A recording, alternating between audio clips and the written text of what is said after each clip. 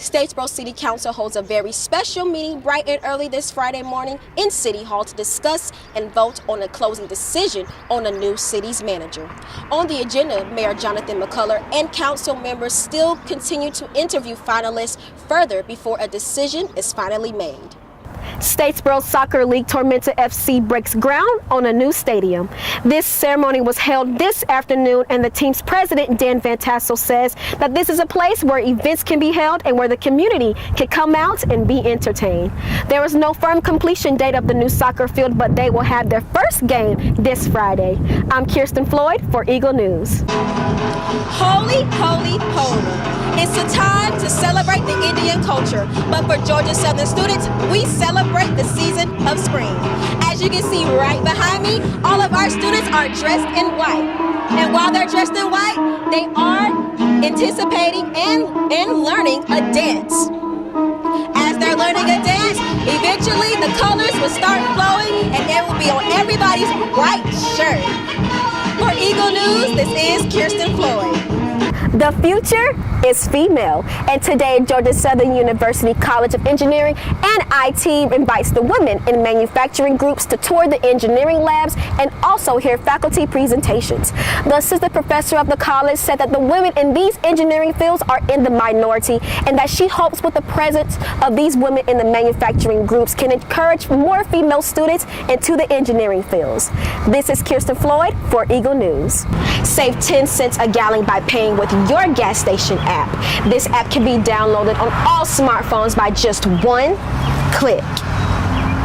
Researchers suggest to avoid having your card information stolen, use this app instead of inserting your card at the gas pump.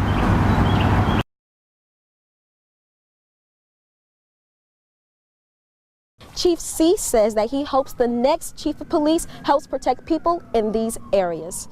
We're still having a few random shots fired calls, but the actual cases where people are shooting in the houses and shooting up cars, we've been able to lock up, I think, 9 individuals. Gangs off the streets. Some gang members sit in jail now. Police Chief John C. says that this is the reason why shootings have decreased. In the last 6 months, we've taken, I think, 32 guns off the streets in Thompson. In July 2018, Thompson's police received 125 shot fire calls in 4 months and additionally reported 2 murders and 10 drive-by shootings. These reportings were gang affiliated. With Thompson being a small city, doesn't stop short to the amount of crimes that has taken place. C says he thinks the #1 issue of crimes is drugs. It gets to be all about them, and they're willing to do anything for, to get $5 to go buy, a small piece of crack. But it takes time and great police work to get the job done. C said he hopes the next police chief keeps this going. That we'll find somebody, that will come in here and grab the bull by the horns and continue enforcing the law. Chief says he will officially retire soon to enjoy time with his wife and travel. Rise, shine, create. The day in the life of a news producer takes grit, creativity, and extreme writing skills. Meet Lawrenceville, Georgia native Kyara Highsmith. Kyara Highsmith is a 2017 graduate from Georgia Southern University. She's currently a news producer at WJBF News Channel 6 in Augusta, Georgia. Highsmith usually starts her day at work at 9:30 a.m. in an editorial meeting with all reporters and producers. The news director runs the editorial meeting while producers choose which stories are going in their newscasts. Next, reporters and producers pitch their story ideas on interesting stories and events that are newsworthy to cover. After the meeting, it's time for Kyara to go to work. I asked the 24-year-old what she does as a news producer. She also explains how she creates her show. It's it's almost 10:30, so what I'm doing at this time, I'm trying to build my show.